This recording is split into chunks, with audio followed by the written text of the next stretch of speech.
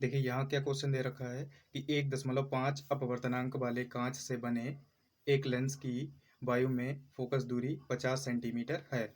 यदि इसे 1.2 अपवर्तनांक वाले द्रव में डुबो दिया जाए तो इसकी फोकस दूरी कितनी हो जाएगी। ठीक है, तो ये हमको क्या फाइंड आउट करना है, इसकी फोकस दूरी ज्ञात करनी है जब हम इसको क्या करेंगे कि 1.2 अपवर्तनांक वाले द्रव में डुबो देंगे। ठीक है, तो इस तरीके से हमको जो जो चीज़ें दी गई हैं वो भी हम लिख लेते हैं और चलिए स्टार्ट करते हैं इसका सॉल्यूशन।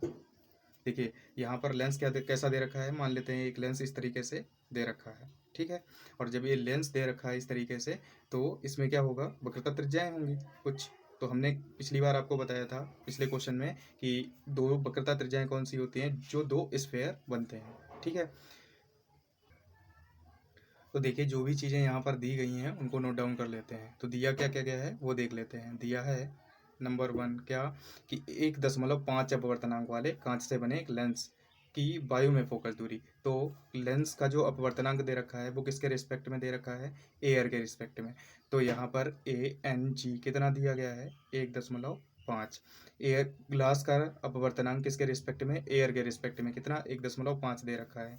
दूसरा यदि इसे 1.2 अपवर्तनांक वाले द्रव में, तो इसका मतलब क्या है कि एयर के सापेक्ष, मतलब एयर के सापेक्ष किसका, लिक्विड का अपवर्तनांक कितना दे रखा है, 1.2 दे रखा है। ठीक है, और वायु में फोकस दूरी कितनी दे रखी है, लेंस की वायु में फोकस दूरी 50 सेंटीमीटर। तो इसको हम क्या लिखेंगे, वायु में लेंस की फोकस दूरी, लेंस की फोकस दूरी कितनी है, वो FA से डिनोट कर दें। तो FA कितना, 50 सेंटीमीटर दे रखा है। ठीक है, आगे बढ़ते हैं।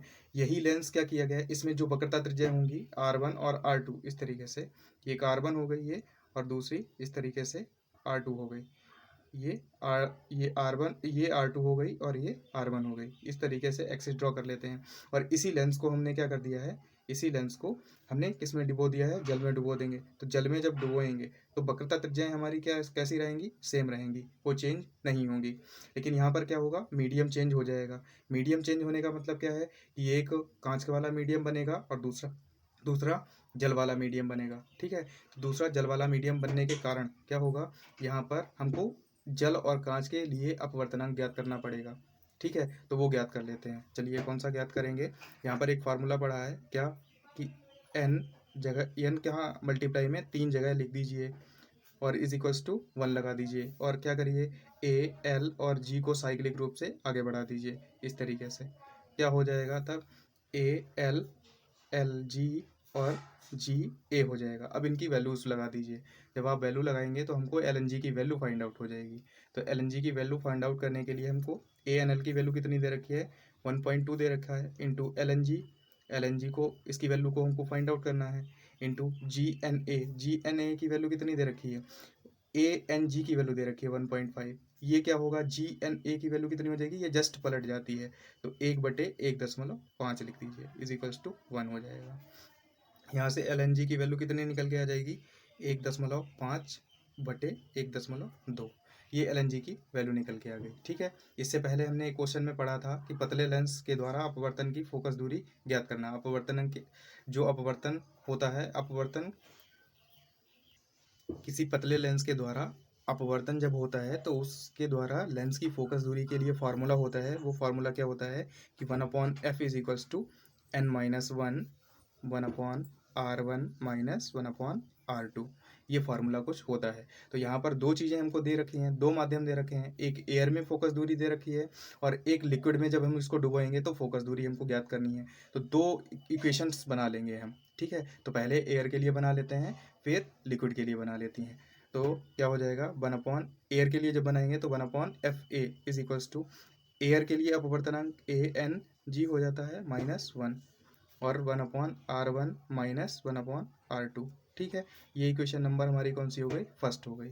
ठीक है, और क्या करिए, फिर एक लिक्विड के लिए बना लीजिए, FL इज इक्वल्स टू क्या, यहाँ पर लिक्विड के लिए जब बनाएंगे तो कितना अपवर्तनांक हो जाएगा, LNG -1 और 1/r1 माइनस 1/r2।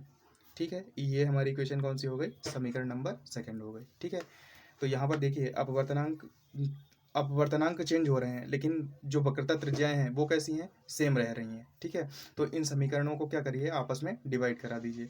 तो समीकरण नंबर 1 को समीकरण नंबर 2 से डिवाइड करेंगे। समीकरण नंबर 1 डिवाइड बाय समीकरण नंबर 2, समीकरण नंबर सेकेंड। ठीक है, जब 2 को डिवाइड कर देंगे तो 1/FA और अपॉन में 1/FL हो जाएगा, इज इक्वल्स टू ANG-1, और इधर LNG-1 हो जाएगा। इधर क्या हो जाएगा, 1/R1 minus 1/R2, 1/R1 minus 1/R2, और इधर क्या हो जाएगा, 1/R1 माइनस 1/R2, ये हो जाएगा। ठीक है, तो ये क्या होगा, देखिए ये कट जाएगा तो बचेगा हमारा कितना, वो लिख देते हैं। तो FL क्या हो जाएगा, ऊपर चला जाएगा और FA नीचे आ जाएगा। तो F लिक्विड बटे F एयर की फोकस दूरी, एयर में फोकस दूरी, और यहाँ से क्या होगा, यहाँ कोई चेंज नहीं होगा, ANG-1, और यहाँ पर LNG-1। देखिए अब क्या करिए, इसमें वैल्यू पुट कर दीजिए, किसकी किसकी, एफ ए की वैल्यू कितनी दी गई है, 50 सेंटीमीटर, वो पुट कर दीजिए। ए एन जी की वैल्यू दी गई है, वो पुट कर दीजिए, और एल एन जी की जो वैल्यू दी गई है वो पुट कर दीजिए। ठीक है, जो एल एन जी की वैल्यू हम निकाल के लेके आए हैं उसको पुट करेंगे। तो देखिए एफ एल तो ऐसे ही रहेगा, हमको जो फाइंड आउट करनी है, और एफ ए कितना 50 हो जाएगा, is equals to L N G की वैल्यू कितनी 1.5 निकल आई, जो दी गई है 1.5 है, और एल एन जी की जो वैल्यू निकल के आई है वो कितनी आई है 1.5 अपॉन 1.2 माइनस 1। ठीक है, अब आगे इसको सॉल्व कर लीजिए, कितना हो जाएगा, F L upon 50 is equals to, यहाँ पर कितना आ जाएगा 0.5 आ जाएगा। आगे इसको देखिए 1.5 माइनस एलसीएम लेंगे, यहाँ से एलसीएम जब लेंगे तो कितना आ जाएगा -1.2 अपॉन 1.2, ये 1.2 ऊपर भेज दीजिए, तो 1.2 जब ऊपर जाएगा तो कितना हो जाएगा 0.5 इंटू 1.2 अपॉन में 1.5 माइनस 1.2। इसको सॉल्व कर लीजिए, F L upon 50 is equals to 1.2, ये 1 पॉइंट कितना हो जाए 0.5 इंटू 1.2 अपॉन में ये कितना बचेगा 0.3 बचेगा। 0.3 से हटा दीजिए इसको, पॉइंट को, आगे कितना बचेगा 0.4 बचेगा ये। तो इसको क्या करिए, आप सॉल्व कर लीजिए, 5 इंटू 0.4 इंटू में ये 50 भी आ जाएगा, तो अगले स्टेप में लिख देते हैं इसको। तो F L is equals to 5 into 0.4 into 50।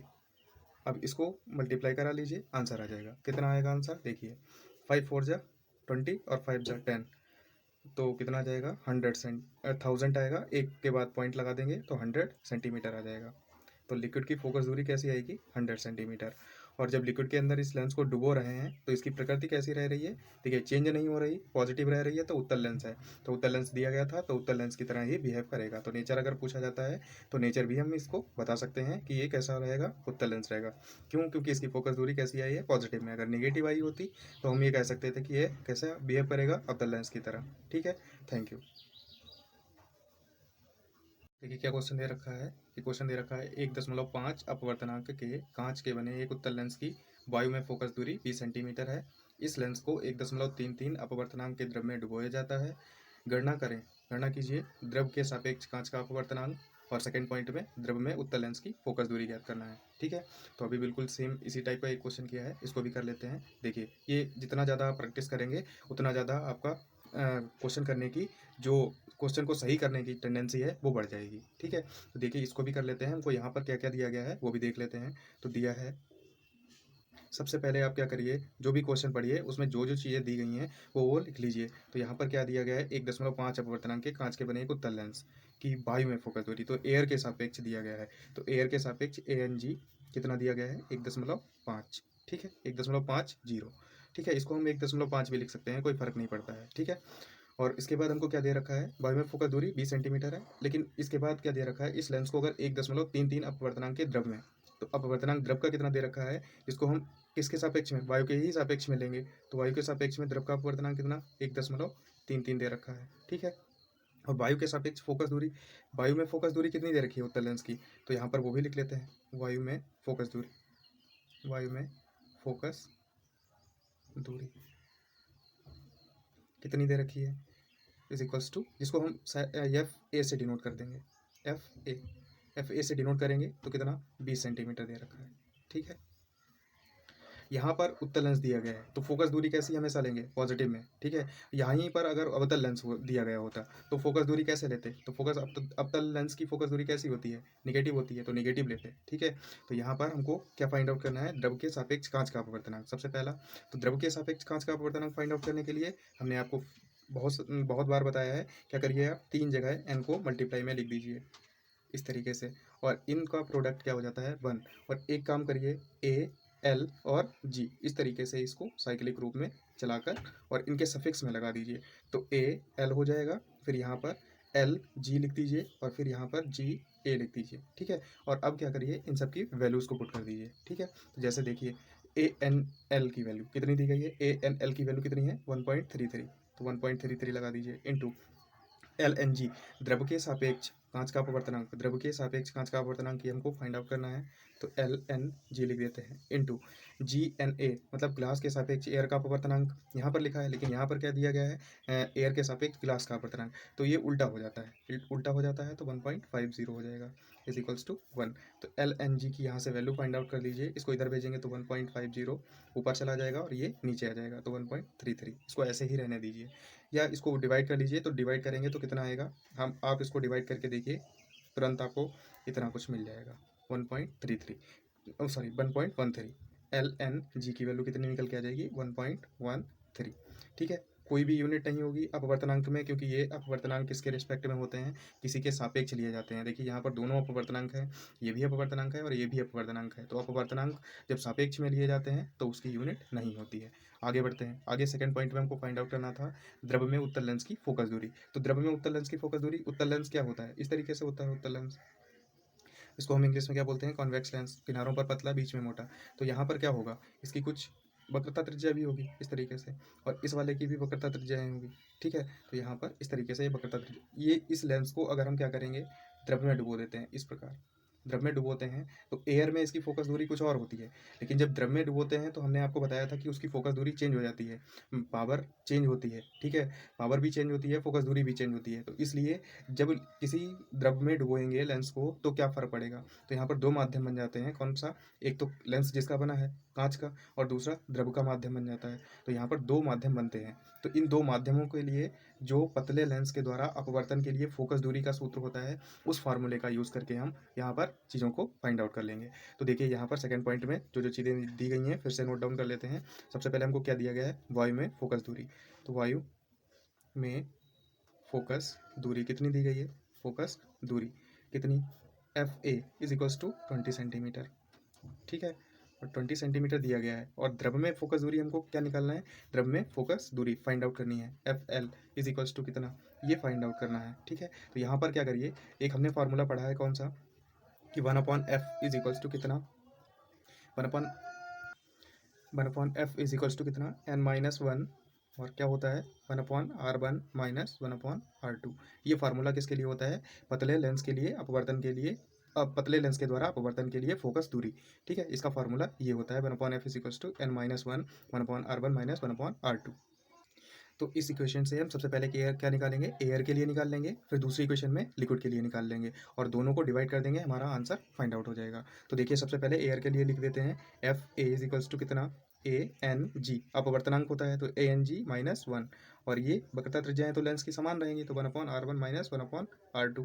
ये इक्वेशन हमारी कौन सी बन जाती है, फर्स्ट, ठीक है। लिक्विड के लिए निकालेंगे तो कितना हो जाएगा, 1/fl is equals to 1/fl is equals to, यहाँ पर क्या, L N G, L N G liquid को, लिक्विड में डुबोया गया है किसको, लेंस को, तो एल एन जी माइनस 1 और 1/r1 माइनस 1/r2, ठीक है। ये सेकेंड इक्वेशन। अब क्या करिए, सेकेंड फर्स्ट को सेकेंड से डिवाइड कर दीजिए, तो समीकरण नंबर 1 डिवाइड बाय समीकरण नंबर 2, जब डिवाइड करेंगे तो देखिए ये वाला पोर्शन कट जाएगा, बचेगा कितना, इस उतना हम लिख दे रहे हैं, तो 1/f a is equals to 1/f l is equals to कितना बचेगा, यहाँ पर ए एन जी माइनस 1 और अपॉन में कितना, यहाँ पर कितना बचेगा, एल एन जी माइनस 1, ठीक है। यहाँ पर क्या करिए, इनकी वैल्यूज़ लगा दीजिए सबकी, जैसे ही ए एन जी की वैल्यू लगाएंगे, ए एन जी की वैल्यू कितनी है 1.50 माइनस 1, ठीक है। एल एन जी की वैल्यू कितनी है 1.13 माइनस 1, ठीक है। और इसकी यहाँ पर एफ ए की वैल्यू लगा दीजिए, ठीक है। तो थोड़ा सा और देखिए आगे, देखिए 1/FA कितना था, 1/FA अपॉन 1/FL था, इज इक्वल्स टू, यहाँ से सॉल्व करेंगे तो कितना आ जाएगा 0.5 और इधर कितना 0.13 आ जाएगा, ठीक है 0.50, ठीक है। इसको क्या करिए ऊपर भेज दीजिए तो FL हो जाएगा और ये नीचे आ जाएगा। तो FA और FA की वैल्यू क्या करिए, यहाँ से पॉइंट हटा दीजिए तो 50/13, ठीक है। FA की वैल्यू कितनी है, FL is equals to 50 into 30 into FA की वैल्यू कितनी जो दी गई है वो कितनी है 20 सेंटीमीटर। आप इसको सॉल्व कर लीजिए, आपका आंसर आ जाएगा। और आंसर कितना आना चाहिए जो भी है वो आप कमेंट करके हमको बताइए, ठीक है। और नेचर भी बताइए कि इसका नेचर क्या होगा, ठीक है। तो इतना हमारा आंसर आ जाएगा, ठीक है। तो यही आंसर होगा। Thank you.